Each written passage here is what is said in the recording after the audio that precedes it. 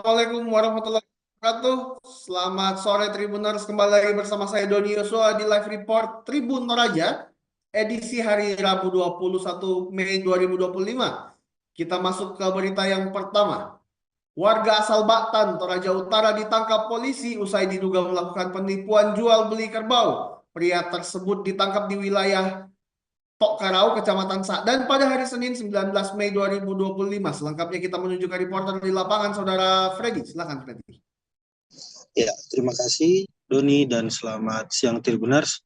Jadi benar bahwa tim Resmob Polres Toraja Utara baru-baru ini telah menangkap seorang pelaku terduga penipuan atas nama berinisial YP, yang dimana YP ditangkap dalam operasi Katlipu 2025, yang dimana YP merupakan pria asal wilayah Batan, Kecamatan Kesu, Kabupaten Toraja Utara.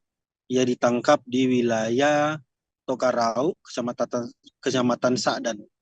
Yang dimana sebelumnya YP telah menipu korban berinisial WS, yang dimana penipuan ini yaitu dimana dengan modus operandi YP berjanji untuk membayar kerbau yang ia telah ambil dari korban seharga 25 juta.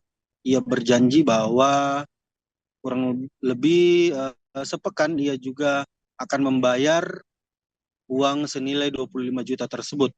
Namun beberapa bulan dan beberapa hari ditunggu, tepatnya kejadian pada pertengahan tahun 2024 tahun lalu, di mana YP beralasan bahwa kerbau tersebut untuk dipakai atau digunakan dalam kegiatan upacara adat, yaitu Rambu Solo keluarga dari YP tersebut.